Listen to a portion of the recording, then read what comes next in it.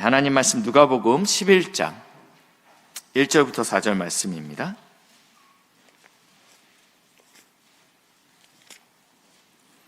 (11장) 1절부터 4절입니다.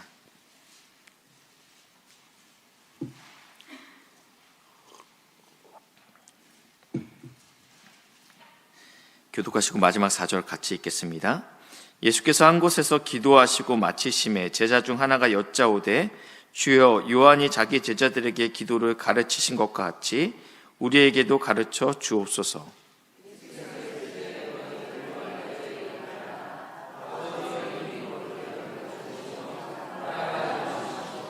우리에게 날마다 일용할 양식을 주시옵고 죄지은 모든 사람을 용서하오니 우리의 죄도 사하여 주옵소서. 우리를 시험에 들게 하지 마옵소서. 아멘. 오늘은 주기도문 4번째 시간입니다. 우리의 기도가 갈수록 하나님의 마음에 합한 기도의 사람이 되기를 소망합니다. 첫 번째 시간에는 이방인과 같이 기도하지 말라, 중언부언하지 말라라고 이야기 드렸습니다. 의미 없이 반복되는 기도들은 주기도문에서 기도가 빠진 주문이다 라는 말씀을 드렸고요. 두 번째 시간에는 하늘에 계신 우리 아버지, 누가 우리의 기도를 받으실 대상인가, 그리고 기도의 열쇠는 무엇인가에 대한 이야기를 함께 나눴습니다. 여기서 이 하늘에 계신 우리 아버지와 할 때 원어에서는 아빠가 먼저 나온다라는 말씀을 드렸어요. 그때 어떤 사모님께서 아빠 저 왔어요 이렇게 기도의 문을 여신다라고 말씀드렸습니다. 그분이 우리의 아버지 되시는데 나의 아버지일 뿐만 아니라 우리의 아버지 되신다라고 말씀하고 있습니다. 저의 아버지가 되시지만 윤창로 목사님의 아버지가 되십니다. 그러면 저와는 형제죠. 그리고 또 여기에 있는 우리 주원이의 아버지도 되시죠. 그러면 주원자매는 제가 오빠가 되는 거예요. 형제니까. 우리 예수 안에서 이게 같거든요. 네. 그리고 길 건너에 우리 강일교회, 옆에 있는 대성교회, 이러한 모든 교회가, 그리고 북한에 있는 지하교회까지 모두 같은 하나님의 아버지를 모시고 있기 때문에 우리가 우리 아버지다라고 고백할 수 있다라고 말씀드렸습니다. 근데 그 우리 아버지는 하늘에 계십니다. 초월적이신 분이시고 만왕의 왕이시고 만유의 주이신데 그분이 우리의 아버지이기 때문에 이것이 신비다라는 말씀을 두 번째 시간에 드렸습니다. 그리고 이제 세 번째 시간에는 6번째 강구 중에 첫 번째, 아버지의 이름이 거룩히 여김을 받으시오며 라는 말씀을 드렸는데, 하나님께서는 당신의 이름을 굉장히 귀하게 여기십니다. 그래서 이스라엘 백성들이 출애굽했을 때 모세가 하나님의 언약을 받기 위하여 시내산에 올라갔습니다. 근데 그때 밑에, 이 시내산 밑에 있던 이스라엘 백성들이 금송아지를 섬기게 됩니다. 그때 하나님께서 모세에게 이렇게 말씀합니다. 내 백성이라고 하지 않고 모세 네 백성이라고 이야기합니다. 나는 너희와 관계가 없다라고 선포하시는 것이죠. 그러면서 네 백성이 부패하였다, 네 백성들은 원래부터 목이 곧았다라고 표현하고 있어요. 목이 뻣뻣했다라는 표현입니다. 제가 잠시 강아지를 키웠는데 강아지 산책을 시키기 위해서 목줄을 메었어요.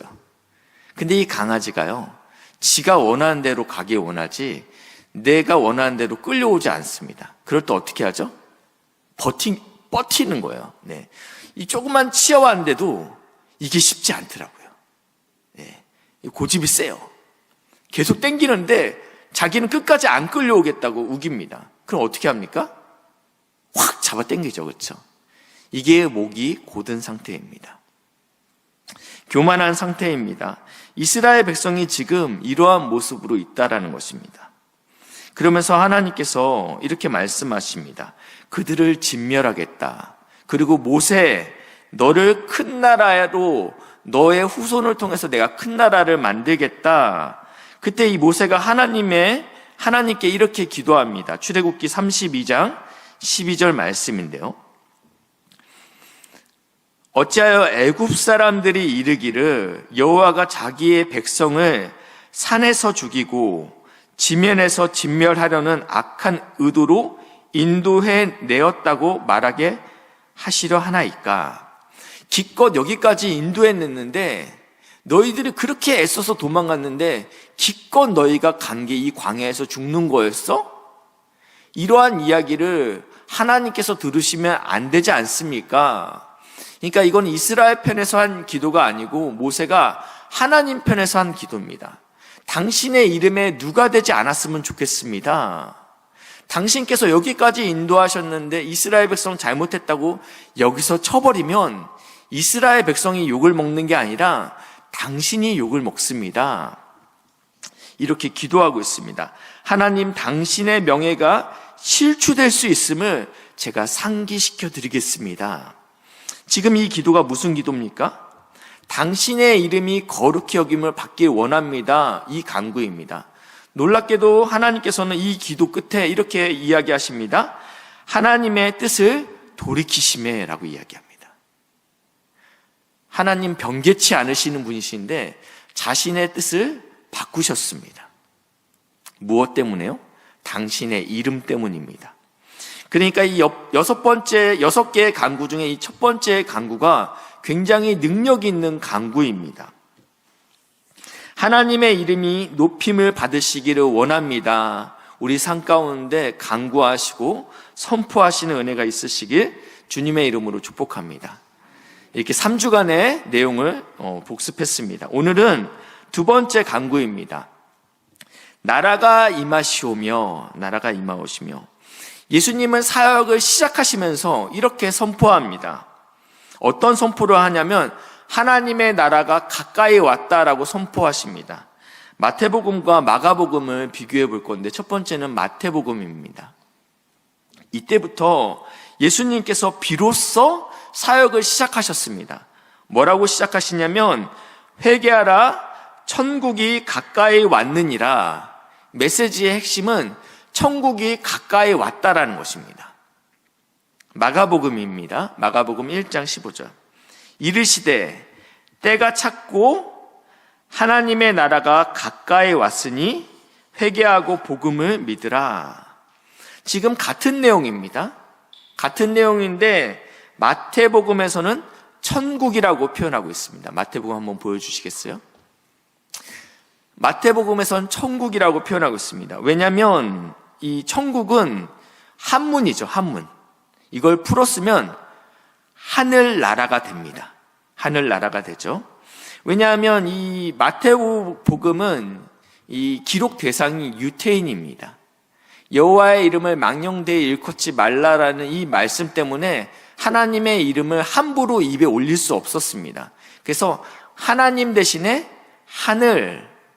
하늘나라라고 쓰였습니다.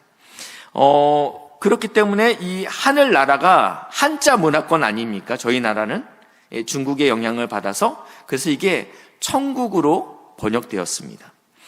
반대로 그러니까 이 천국과 하늘나라와 하나님 나라는 같은 의미입니다.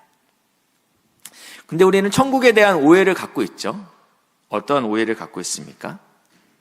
이런 노래가 있습니다. 돈으로는 못 가요 하나님 나라, 힘으로도 못 가요 하나님 나라, 거듭나면 가는 나라. 저거는 나중에 띄워주셔야 됩니다. 네. 거듭나면 가는 나라, 하나님 나라. 믿음으로 가는 나라, 하나님 나라. 그러니까 이 하나님 나라에 대한 개념이 이 찬양에 어떻게 드러나냐면 죽어서 가는 곳이 하나님 나라라는 인식이 우리 안에 있습니다. 이게 천국에 대한 오해이죠. 하나님 나라, 하늘 나라에 대한 오해는 우리 성도가 예수님을 믿고 구원받은 성도가 죽으면 가는 곳이 천국, 하늘나라, 하나님 나라라는 개념이 오해가 있다라는 것입니다. 근데 예수님께서 뭐라고 말씀하셨냐면요. 천국이 가까이 왔다라고 표현하고 있습니다. 만약 이 오해대로 해석된다면 죽을 때가 가까이 왔다라고 해석할 수 있죠. 예수님이 그런 의도로 이렇게 말씀하신 건 아니시죠. 그리고 오늘 주기도문에서도 하나님 나라가 임하시오며 하나님 저 빨리 죽고 싶어요 이런 내용이 아니라는 거예요. 그러니까 하나님 나라는 우리가 가는 것이 아니고 이 땅에 임하는 것입니다. 이 개념을 저희가 이제 바꾸셔야 됩니다. 하늘나라는 내가 죽어서 가는 곳이 아니고 성도가 이 땅에서 누리는 것이고 하나님께서 임하게 하시는 게 목적이다라는 것입니다. 이러한 생각, 이러한 문제, 돈으로는 못 가요. 그래서 최근에는 이 가사를 누가 바꿔서 위보라는 팀에서 가사를 수정했더라고요. 이제는 올려주시면 됩니다. 그래서 굉장히 성경적으로 가사를 바뀌었습니다. 돈으로는 못 가요. 하나님 나라. 힘으로도 못 가요. 하나님 나라. 거듭나면 오는 나라. 하나님 나라. 믿음으로 사는 나라. 하나님 나라. 이게 지금 굉장히 성경적인 가사예요. 예. 하나님 나라는 이 땅에서 누리는 것이라는 것입니다. 예수님은 마태복음 13장에 7가지 비유를 했습니다. 씨 뿌리는 비유. 기억하시죠? 또 무슨 비유? 겨자씨 비유, 누룩 비유, 밭에 감추인 보화 비유, 그리고 진주장수가 가장 값진 진주를 사는 이렇게 7가지의 비유가 있는데 이 비유를 제자들에게 풀어 설명할 때 무엇이라고 말씀하시냐면 천국의 비밀 혹은 천국은 마치, 그래서 우리가 찬양으로 나왔죠. 천국은 마치 밭에 감추인 보화. 그러니까 이런 비유들의 7가지는 다 하나님 나라에 대해서 이야기하고 있다는 것입니다.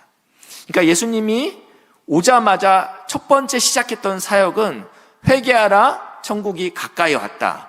그리고 예수님의 가르침의 내용도 하나님 나라였습니다. 그리고 예수님께서 십자가에 달리시고 부활하시고 제자들과 함께 40일을 함께 있었습니다. 이때는 어떠한 것을 가르치셨을까요? 예수님이 부활하신 후 승천하시기 40일 동안 제자들과 함께 있으면서 사도행전 1장 3절 말씀입니다. 우리 한번 같이 읽겠습니다. 시작.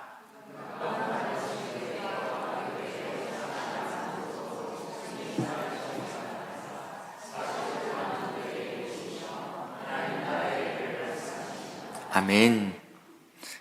예수님은 사역을 시작할 때부터 중간과 마지막까지 무엇에 대해서 이야기하고 있다고요?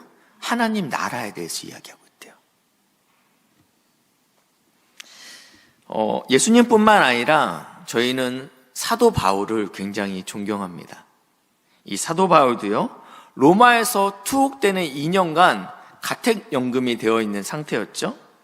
사도행전 마지막 장 마지막 절에 이렇게 표현되고 있습니다. 사도행전 28장 31절인데요. 이 사도 바울은 이렇게 고백합니다. 하나님 나라를 전파하며 주 예수 그리스도에 관한 모든 것을 담대하고 거침없이 가르치더라 라고 하면서 사도행전이 끝납니다. 이렇게 하나님 나라는 굉장히 성경에 있어서 중요한 부분을 차지하고 있습니다. 사실은 이 하나님 나라는 창세기부터 계시록까지 온통 하나님 나라에 대한 이야기입니다. 그래서 저희가 찬양팀에서 마지막에 마라나타 주 예수여 어서 오시옵소서 이러면서 하나님의 나라가 이제는 완성되는 거예요. 이 땅에서. 지금 우리가 하나님의 나라를 임하고 있고 누리고 있지만 여전히 물음표가 있죠. 이게 하나님 나라야? 나는 물음표가 왜냐하면 교회에는 죄가 있고 불편함이 있고 또 시기가 있고 질투가 있기 때문에 만약에 교회가 정말 하나님 나라라면 나는 교회 그런 천국은 가고 싶지 않은데 라는 생각이 들 수 있죠. 근데 온전한 하나님 나라가 완성되는 그 시점은 예수님께서 재림하시는 그때이기 때문에 성도의 고백이 마라나타 주 예수여 어서 오시옵소서라는 고백이 나올 수밖에 없다라는 것입니다. 창세기부터 계시록까지 성경 전체를 관통하는 주제가 하나님 나라입니다. 이 하나님 나라는 그럼 무엇입니까? 이렇게 중요한 하나님 나라에 세 가지 요소가 있는데요. 이 나라의 세 가지 요소는 첫 번째는요, 주권, 두 번째는 국민, 세 번째는 영토입니다. 첫 번째 주권에 대해서 이야기할 건데요. 이 주권이라는 단어는요, 국가의 의사를 최종적으로 결정하는 권력, 힘이다라는 단어를 갖고 있어요. 그래서 이 우리나라 대한민국 헌법 1장 1조 2절에 이렇게 쓰여 있습니다. 대한민국의 모든 권력은 누구한테 나온대요? 국민에게 나온대요. 대한민국의 주권은 누구에게 있대요? 국민에게 있고, 국민은 그 대표자이나 국민 투표에 의하여 주권을 행사한다. 우리가 직접 다스리지 않죠. 우리가 대통령도 뽑고 국회의원을 뽑아서 위임하는 겁니다. 일정 기간 내가 주권자인데 당신이 우리를 대신하여 나라를 다스리십시오라고 주권을 위임하는 것이죠. 이것을 민주주의라고 합니다. 정말 좋은 제도이죠. 그러나 하나님의 나라는 민주주의는 아닙니다. 왜냐하면 하나님 나라의 주권은 우리에게 있지 아니하고 하나님에게 있습니다. 그러니까 하나님 나라는 왕정입니다. 왕이 다스리는 나라죠. 그리고 하나님이 왕이십니다. 왕의 통치가 모든 곳에 임해야 되겠지만 우리의 삶을 보면 하나님이 왕되심이 잘 드러나지 않는 것 같습니다. 그럼에도 불구하고 가장 분명하게 드러나는 곳이 있다면 교회입니다. 왜냐하면 하나님의 백성들이, 하나님을 왕이라고 고백하는 백성들이 모여있는 공동체가 교회이기 때문입니다. 민주주의는 정말 좋은 제도이지만 분명한 한계를 가지고 있습니다. 왜냐하면 다수가 늘 옳지는 않기 때문입니다. 모세가 가데스 바네아에서 가나안 땅을 정탐하기 위해서 지파별로 대표들을 한 명씩 뽑습니다. 가서 그 땅이 정말 젖과 꿀이 흐르는 땅인지, 하나님이 약속하신 땅인지, 우리가 살만한 땅인지 너희들이 보고 와라 라고 해서 이 12명을 대표로 보내게 됩니다. 이들이 보고 왔을 때 이들의 보고는 어떠합니까? 썩 좋지는 않죠. 12명 중에 10명은 부정적이었습니다. 심지어 그들은 이렇게 이야기합니다. 애굽으로 돌아가자. 차라리 우리가 애굽에서 종생하라는 게 낫겠다라고 이야기합니다. 오직 여호수아와 갈렙만이 믿음으로 고백합니다. 이 결과 어떻게 됩니까? 이스라엘 백성은 광야에서 40년간을 방황합니다. 다수결이 늘 좋은 길로 우리를 인도하지 않는다라는 것입니다. 다시 한번 말씀드립니다. 하나님 나라의 운영 방식은 민주주의는 아닙니다. 죄송하지만 하나님 나라의 운영 방식은 당의 중심이 아닙니다. 하나님 나라의 운영 방식은 목사 중심이 아닙니다. 하나님 나라의 운영 방식은 오직 말씀 중심이어야 되고 하나님 중심이어야 된다는 것입니다. 왜냐하면 주권이 왕이신 하나님께 있기 때문입니다. 하나님이 통치하셔야 됩니다. 교회의 머리는 누구십니까? 예수님이시죠. 모든 기관과 모든 지체들이 머리 대신 예수님께 붙어 있어야지, 그래야지 교회 안에 하나님의 나라가 임하게 되는 것입니다. 모든 교회가 하나님의 나라는 아니잖아요. 교회된 우리가 머리 대신 예수님께 붙어 있어갖고 예수님의 통치가 이곳에서 실행될 때 교회도 하나님 나라가 될 수 있다는 것입니다. 디모데전서 6장 15절 말씀에요. 기약이 이르면 하나님이 그의 나타나심을 보이시리니 아직은 하나님은 복되시고 유일하신 주권자이다 라고 선포하고 있습니다. 만왕의 왕이시고 만유의 주이시다. 온 세상의 유일한 주권자는 누구라고 이야기하고 있어요? 하나님이시다. 교회의 왕이라고 이야기하지 않습니다. 만왕의 왕이라고 얘기합니다. 온 세계의 주권자가 하나님이라고 선포하고 계십니다. 두 번째는요, 이 하나님 나라의 두 번째 요소는 국민입니다. 국민이 있어야죠. 왕만 있어서는 나라가 운영되진 않죠. 그래서 이 국민이라는 것은 하나님의 다스림을 받는 백성을 의미합니다. 창세기 1장 27절 28절인데요. 제가 27절 읽겠습니다.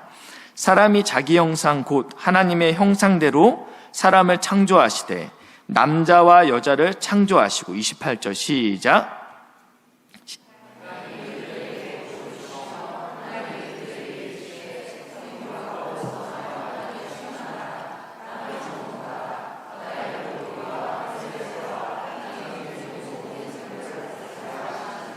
아멘. 하나님께서 왕이십니다. 하나님께서 창조주이십니다. 그리고 하나님께서 자기 형상을 닮은 우리를 만드셨습니다. 하나님은 모형이 없기 때문에 우리가 눈, 코, 입이 닮았다라는 이야기가 아닙니다. 그분의 능력과 그분의 성품을 닮은 것입니다. 그리고 하나님께서 우리에게 위임하시죠. 우리의 사명 선언문이 28절입니다. 하나님께서 우리에게 생육하고 번성해서 땅에 충만하고 땅을 정복하고 그리고 모든 생물을 다스려라. 하나님께서 내가 나를 닮게 만들었다. 너에게 그럴 만한 능력도 주시고 그리고 그럴 만한 좋은 성품도 주셨다라는 것입니다. 우리는 대리 통치자로 세움을 입었습니다. 그렇기 때문에 우리는 하나님의 성품대로 세상을 통치해야 되는데 문제는 우리의 이 성품이 망가졌다라는 거예요. 그래서 욕심을 부리기 시작하죠. 낭비하죠. 그래서 자연이 어떻게 되죠? 파괴되죠. 하나님은 분명히 우리에게 정복하라 하시지 않았습니까? 다스리라고 말씀하지 않았습니까? 이것은 굉장히 과격한 용어예요. 이것은 왕의 지배와 통치를 의미하는데 우리는 이러한 단어들을 들을 때 반응이 어떻게 오냐면 굉장히 어감이 부정적으로 옵니다. 이러한 정복하라, 다스리라 이런 표현들이 굉장히 우리에게 부정적으로 다가옵니다. 왜냐하면 이걸 문자적으로 이해한다면 사람에게 이 세상을 정복하고 지배하는 권한을 주셨다라고 이해할 수 있죠. 그래서 사실은 유럽의 중세 유럽인들이 그리고 현대에 들어왔을 때 이 유럽인들이 자신이 힘이 있었을 때 이 말씀을 가지고 내가 크리스찬으로서 내가 성경을 믿는 크리스찬으로서 세상을 정복하고 지배해야 된다라는 말씀으로 이 근거 구조를 사용하게 됩니다. 그래서 아프리카를 점령하죠. 정복합니다. 그래서 이 흑인들을 말하는 동물로 여겼습니다. 그래서 이 흑인들을 잡아다 팔고 노예로 부려먹습니다. 왜냐하면 이 말씀의 근거에서 정복하고 다스려라 이 말씀의 근거로 해서요. 왜냐하면 나는 예수를 믿기 때문에 나는 하나님의 형상이지만 그들은 예수를 모르잖아요. 제가 노예 흑인 선박 지도를 한 개 준비했는데 저게 그 당시에 노예를 수송하는 수송선이었습니다. 근데 이게 단층이 아니었고요. 복층이었습니다. 3층, 4층 굉장히 촘촘하게 노예들을 실어가기 위해서 노예를 일렬로 이 상태로 포박시킨 다음에 눕혀놨다고 합니다. 그러니까 다닥다닥 붙어 있는 거예요. 움직일 수 없고 꼼짝할 수 없게끔 이러고 4개월을 유럽으로 가고 북아메리카로 가고 팔려갑니다. 이 상태에서 먹고 이 상태에서 배변을 봅니다. 어떻게 되겠습니까? 전염병이 창궐하기 시작하고 돌면 싹 다 죽습니다. 그래서 이 상태로 놔둔 상태에서 만약에 죽게 되면 다 바다에다 수장시키는 것입니다. 이들은 이러면서 주일이 되면요, 예배를 드렸습니다. 이것이 하나님께서 우리에게 명령하신 것입니까? 하나님을 왕으로 섬기면 그 하나님은 백성을 보호하고 바로 인도하는 책임을 수행합니다. 그렇지만 세속적인 왕은 절대 그렇지 않죠.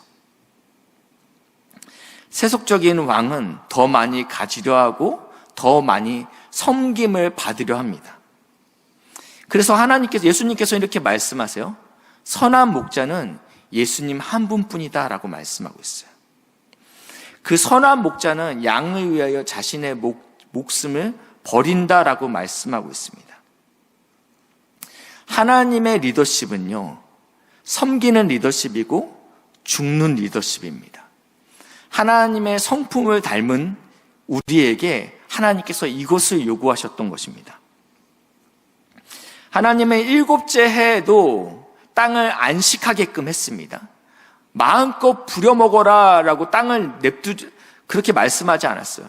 땅도 쉬어야지. 그러면서 7째 해에는 땅을 가만히 두어라. 그 땅도 쉬어야 된다라고 이야기하십니다. 그러면서 또 추수할 때는 뭐라고 말씀하십니까? 모퉁이는 남겨두라. 왜냐하면 들짐승들도 먹고 살아야 되기 때문에 우리 하나님께서는 땅도 고려하시고 들짐승도 고려하시는 분이 왕이십니다. 그 왕이십니다. 그러니까 하나님의 통치는요, 무겁지 않습니다. 세상의 왕은요, 무겁습니다. 우리가 지기 힘든 짐을 우리에게 지어주지만 하나님은 우리에게 말씀하시죠. 나는 온유하고 겸손하다. 너의 무거운 짐을 가지고 있는 자들은 다 내 앞에 나오라고 말씀하십니다. 그 하나님의 통치를 받는 우리도 마찬가지가 돼야 된다는 것입니다. 이 하나님의 통치를 받는 자들이 하나님의 백성입니다. 그리고 그 백성들이 모인 곳이 교회라고 말씀드렸습니다. 이 교회는 이 세상은 어떤 세상이냐면 세상의 가치관으로 통치되고 있는 곳입니다. 근데 여기에서 우리는 하나님의 대사관 역할을 하는 것입니다. 대사관은 어떤 역할을 하죠? 자국 국민들을 보호합니다. 그리고 자국의 이익을 위해서 존재합니다. 성도는 세상의 가치와 질서로 다스려지는 이 땅에 살고 있지만 우리는 이 땅에 발을 딛고는 살고 있지만 하나님의 가치로 말씀대로 살아내는 사람들이 성도라는 것입니다. 그래서 우리는 마치 이 땅에서 외국인과 나그네 취급을 받는다고 이야기합니다. 그래서 우리가 이 땅에서 너무 예수 믿지 않는 사람과 전혀 이질감 없이 잘 사는 것은 문제입니다. 왜냐하면 우리의 존재 자체가 나그네요 이방인이라고 표현하고 있기 때문입니다. 성경에서는요. 때로는 우리는 왕따로 살아야 될 필요가 있습니다. 이건 줄임말인데요. 왕을 따르는 사람들이라는 것이에요. 네. 하나님을 따르기 때문에 왕따가 된다는 것은 복된 일입니다. 이런 은혜가 있으시길 주님의 이름으로 축복합니다. 내가 하나님을 따르기 때문에 쟤는 좀 독특해. 이런 왕따는 굉장히 복된 왕따입니다. 성경에서 말하고 있죠. 세상이 너희를 미워해도 이상히 여기지 말라라고 이야기합니다. 왜냐하면 우리는 천국 백성이기 때문입니다. 이 땅에 발을 딛고 있는데 천국 백성으로 살려면 반드시 이상히 여길 수밖에 없게 된다는 것입니다. 마지막으로 하나님 나라의 세 번째 조건이 영토입니다. 이것은 하나님 백성을 통하여서 하나님의 통치가 실현되는 곳을 이야기하고 있습니다. 베이징에 미국 대사관이 있습니다. 두 나라가 우호적인 관계는 아니에요. 그렇죠? 불편하죠. 분명히 지리적으로는 중국 안에 있지만 이 미국 대사관은 미국의 통치를 받습니다. 발은 중국에 딛고 있지만 누구의 통치를 받고 있다고요? 미국 대통령의 명령에 따르고 미국 법에 따르고 있다는 것입니다. 성도인 우리가 머무는 학교와 캠퍼스와 직장과 사업장은 분명히 세상에 발을 딛고 있습니다. 그러나 만약 그곳에서 하나님의 법이 실현되고 있다면 그곳이 하나님 나라라는 것입니다. 하나님 나라는 다른 곳에 있지 않고 주일날만 있는 것이 아니고 신성교회만 있는 것이 아니고 우리의 일상에 있는 여러분이 있는 가정과 사업장에 하나님 나라가 있어야 된다는 것입니다. 누가복음 17장 20절과 21절 말씀인데 제가 20절 읽겠습니다. 바리새인들이 하나님의 나라가 어느 때 임하나이까 시간을 물어봤습니다. 묻기를 예수께서 대답하여 이르시되 하나님 나라는 볼 수 있게 임하는 것이 아니오. 21절 시작.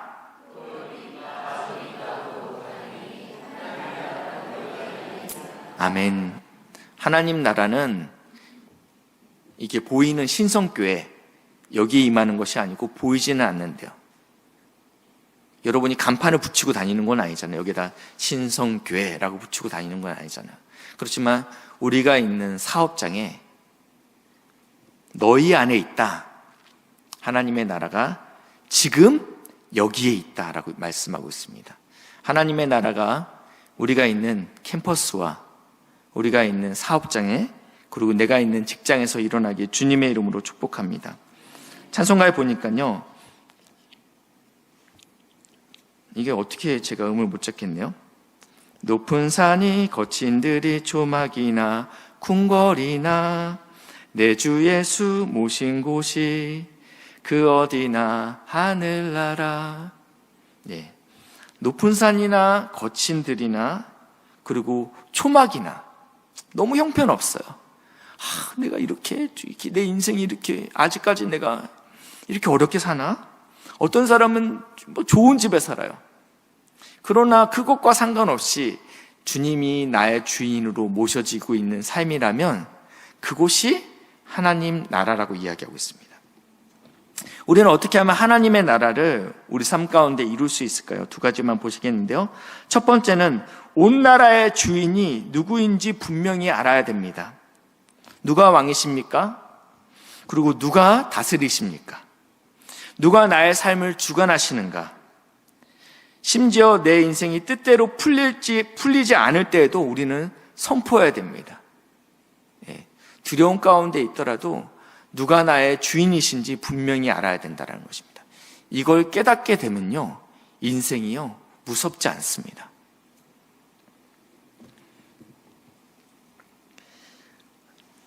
역대상 29장 11절 말씀은요, 다윗이 죽기 전에 이 솔로몬에게 왕권을 이양하면서 하는 고백입니다. 여호와의 위대하심과 권능과 영광과 승리와 위엄이 다 주께 속하였으니 천지에 있는 것이 다 주의 것이로소이다. 주권이 당신에게 있습니다. 내가 인생을 이제 말년에 하나님 앞에 이제 가기 전에 지금 다윗이 하는 고백이에요. 내 인생을 돌아보니까 사실은 양치던 자였거든요.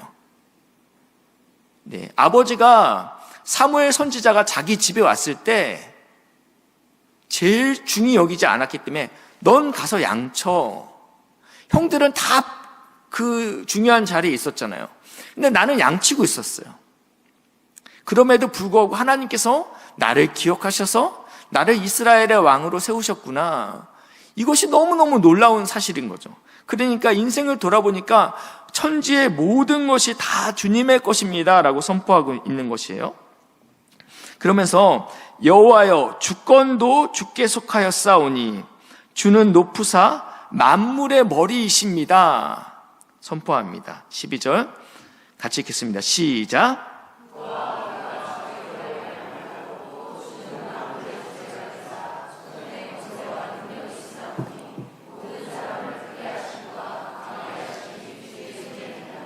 아멘. 다윗의 인생 가운데 쭉 살아보니까 하나님 모든 것을 다스리시고 모든 것을 통치하시는 분이 바로 당신입니다. 이 고백을 지금 선포하고 있다는 것입니다. 이 고백이 오늘 저와 사랑하는 우리 믿음의 동역자들의 고백이 되시길 주님의 이름으로 축복합니다. 두 번째는요, 나의 나라를 무너뜨려야 됩니다. 중요합니다. 무슨 말입니까? 하나님의 나라를 세우기 위해서 나의 나라가 먼저 무너져야 된다는 것입니다. 데이비드 팀스라는 목회자는 이렇게 말씀하십니다. 당신의 나라가 임하시옵소서라는 기도를 뒤집으면 내 나라가 끝나게 하옵소서 라는 기도라는 것입니다. 이것은 굉장히 어려운 기도입니다. 세례 요한은 그를 따르는 자들이 굉장히 많았습니다. 많은 사람들이 그에게 찾아와서 세례를 받습니다. 근데 어느 순간부터 더 이상 세례 요한에게 세례를 받으러 찾아오는 사람들이 점점 줄고 있습니다. 무슨 일인가 봤더니 자신이 세례 줬던 그 청년, 그 예수에게 사람들이 몰린다라는 이야기를 듣습니다. 기분이 어떻습니까? 유쾌합니까? 아니요. 어느 누구도 여기서 유쾌할 수 없어요. 근데 그때 세례 요한이 이렇게 고백하죠. 그는 흥해야 하겠고 나는 쇠하여야 하리라. 아멘. 이 기도는 당신의 나라가 내 삶 가운데 이루어지기를 선포합니다 라는 기도는 결국 나의 나라는 망하길 원합니다 라는 기도라는 것입니다. 제임스 패커 목사님은 나라가 임하시오며 라고 기도하는 데는 희생이 요구된다. 나를 충실히 순종하는 당신의 백성으로 만들어 주십시오 라는 기도라는 것입니다.